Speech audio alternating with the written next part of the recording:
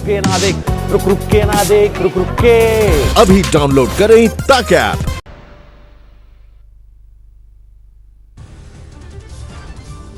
चीन से तनातनी के बीच मॉस्को पहुंचे रक्षा मंत्री राजनाथ सिंह विजय परेड में होंगे शामिल। आज रूस के रक्षा मंत्री से राजनाथ सिंह की हो सकती मुलाकात। एलएसी पर ताजा हालात की देंगे जानकारी। चीन से नहीं होगी कोई भी बातचीत। भारतीय सेना का बैंड भी हिस्सा लेगा विजय परेड में। 75 सदस्यीय बैंड ने शुरू की रिहर्सल। रक्षा मंत्री राजनाथ सिंह रूस के सैनिक साजो सामान की सप्लाई में तेजी लाने को कहेंगे। Anti ballistic missile system S-4 की डिलीवरी जल्द करने की कर सकते हैं मांग। कोरोना महामारी के बीच सुखोई 30, MiG-29 और T-90 टैंक के कलपुर्जों की सप्लाई पर भी पड़ा है असर। भारत हवाई रास्ते से कलपुर्जे भेजने की करेगा मांग। भारत के विदेश मंत्री एस जयशंकर भी आज चीन को घेरेंगे। वीडियो कॉन्फ्रेंसिंग के जरिए रूस, चीन और भारत के विदेश मंत्री करेंगे बात। चीन को लेकर जारी है सियासत। पूर्व प्रधानमंत्री डॉक्टर मनमोहन सिंह ने सरकार को दी नसीहत। कहा, झूठ के आवंडर से नहीं दब सकती सच्चाई।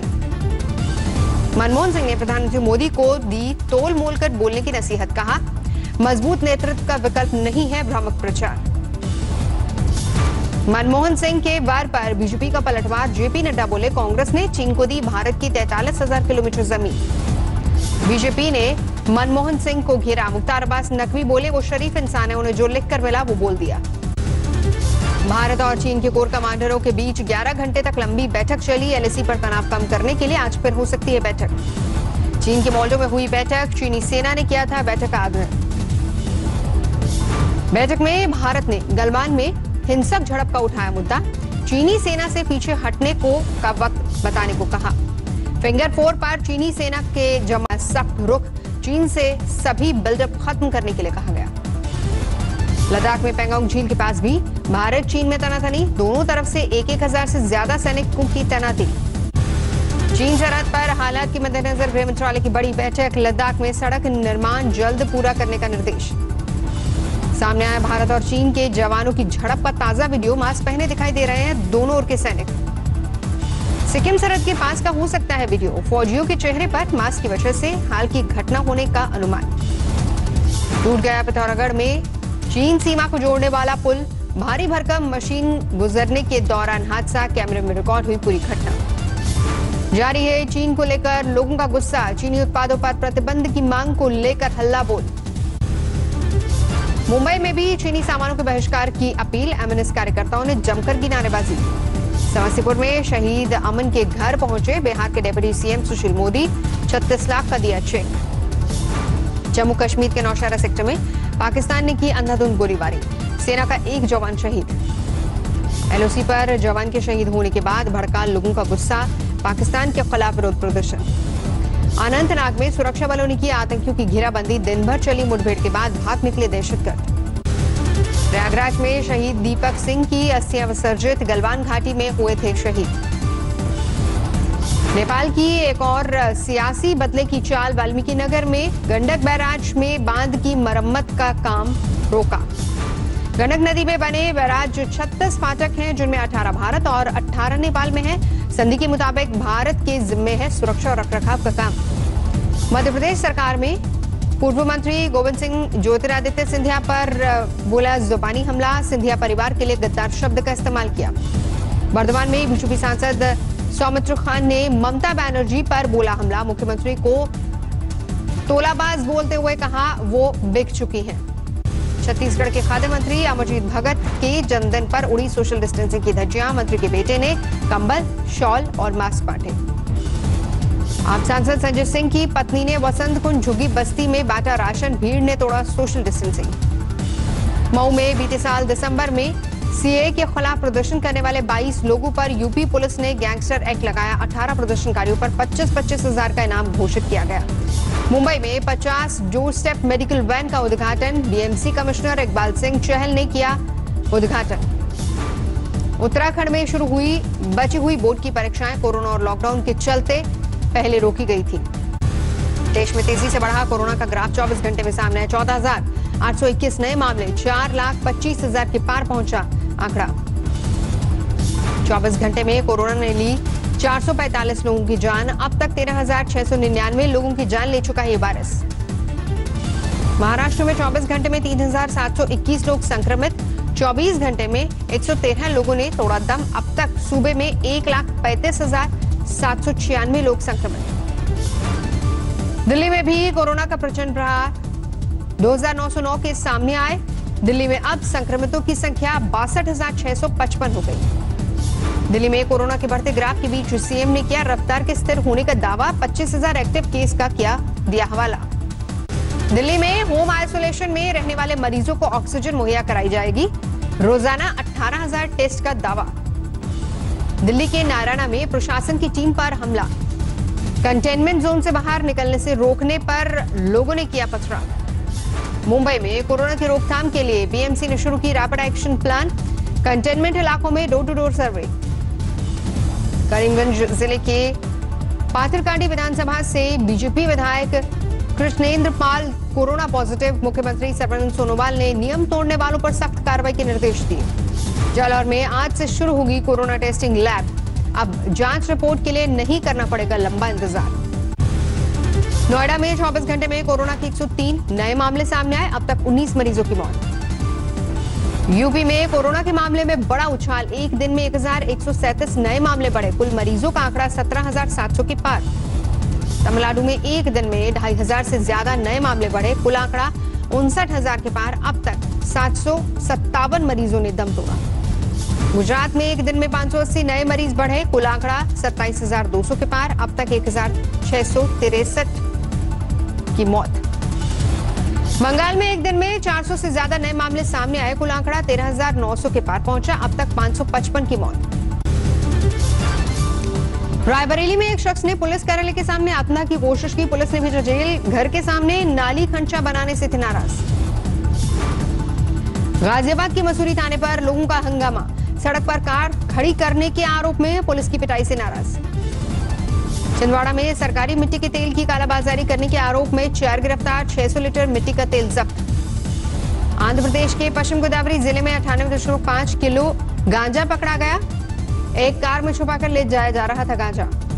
पंजाब के फरीदकोट जेल में कैदी कोरोना पॉजिटिव, 7 दिन पहले ही लाया गया था जेल में। बंगाल में फूलबागान में एक चार्टर्ड अकाउंटेंट ने की खुदकुशी, घर से सुसाइड नोट मिला।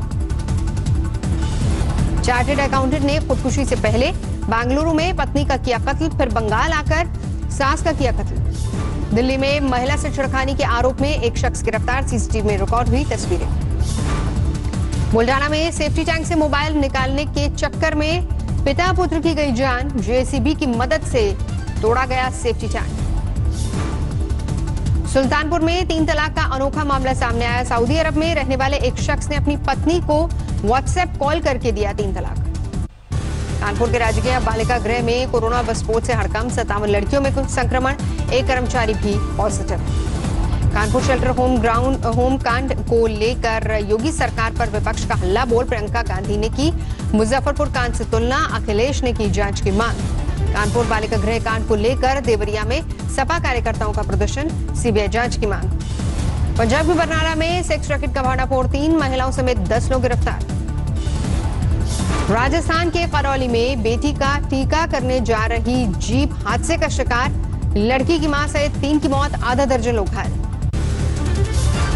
ग्रेटर नोएडा पुलिस ने कुख्यात रणदीप भाटी गैंग के 2 बदमाशों को दबोचा, दोनों 1 दर्जन से अधिक हत्या, लूट और अपहरण के केस में शामिल। बागपत में गैंग वॉर में चली अंधाधुंध गोलियां, परमवीर टुगाना गैंग पर दर्जन भर हमलावरों ने की फायरिंग, नाजुक हालत में 5 लोग अस्पताल में भर्ती।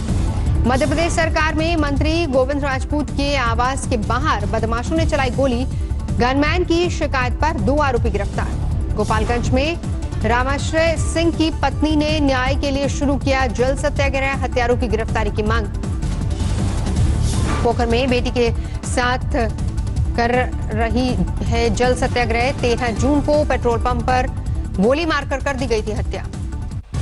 रामपुर में नगर निगम का अतिक्रमण हटाओ अभियान, सांसद आजम खान की गौर यूनिवर्सिटी के नाम आवंटित एक दुकान भी ध्वस्त। बर्धमान जिले में बीजेपी का झंडा लगाने से रोकने पर टीएमसी कार्यकर्ताओं के साथ हिंसक झड़प, दोनों पार्टियों के 7 कार्यकर्ता घायल। सोलन में माइनिंग के दौरान बड़ी बड़ी चट्टानें टूटकर रिहायशी मकानों में गिरी, 6 मकानों को भारी नुकसान, दहशत में लोग। कानपुर में पुलिस का होटलों पर छापा, लड़के लड़कियों के 6 जोड़ों को पुलिस ने पकड़ा। कैथल में एंटी नार्कोटिक सेल ने नशीली दवाओं की बड़ी खेप पकड़ी, 10 लाख रुपए की 92,000 गोलियां बरामद, 2 आरोपी गिरफ्तार। पुरी में भगवान जगन्नाथ की रथ यात्रा को सुप्रीम कोर्ट से मिली हरी झंडी, शर्तों के साथ होगा आयोजन। पुरी में रथ यात्रा से पहले ग्रैंड रोड को सैनिटाइज किया गया, आज निकलेगी भगवान जगन्नाथ की रथ यात्रा। कोरोना महामारी के चलते इस साल दही हांडी का कार्यक्रम नहीं होगा, आयोजकों ने उत्सव रद्द करने की घोषणा की। केदारनाथ धाम में मौजूद गुफाओं में जाने के बदले भक्तों से वसूले जाएंगे पैसे, संत समाज और तीर्थ पुरोहितों ने जताया विरोध। इस साल रद्द हो सकती है कांवड़ यात्रा, उत्तराखंड हरियाणा समेत कई राज्यों ने जताई असहमति। कच्छ में पिछले 24 घंटे में हुई भारी बारिश से मांडवी नदी में उफान, नगरपालिका की टीम ने लोगों का रेस्क्यू किया। छत्तीसगढ़ में मानसून की जोरदार बारिश, रायपुर समेत कई इलाकों में लोगों को गर्मी से मिली राहत। फिर से बाढ़ की गिरफ्त में है असम, सूबे के 5 जिलों के करीब 25,000 लोग प्रभावित। नोएडा का सेक्टर 50 मेट्रो स्टेशन बनेगा शी-मैन स्टेशन, ट्रांसजेंडर को मिलेगी नौकरी और सुविधाएं। 2 स्टेशन को पिंक स्टेशन डेडिकेट किया था, तो उसी तर्ज पे ये किया जा रहा है और अभी इसका नाम फाइनल होना है। तो इसके तहत एक तो हम ट्रांसजेंडर्स को एम्प्लॉयमेंट देंगे, उनको मेन स्ट्रीम से जुड़ने का मौका देंगे। हेल्थ वर्कर्स को सितंबर तक मिलेगा 50 लाख रुपए तक का बीमा योजना, 22 लाख स्वास्थ्य कर्मियों को मिल रही है कवरेज। हेल्थ केयर ग्रुप और फाइनेंशियल सर्विस कंपनी में हिस्सेदारी बेचेगी मैक्स प्रमोटर्स, 2300 करोड़ रुपए जुटाने की बनाई योजना। रिलायंस ने फिर रचा इतिहास, 150 अरब डॉलर की मार्केट कैप वाली बनी पहली भारतीय कंपनी। किया सेल्टॉस का इलेक्ट्रिक मॉडल लाने की हो रही है तैयारी, सबसे पहले चीन में लॉन्च होगी किया सेल्टॉस ईवी।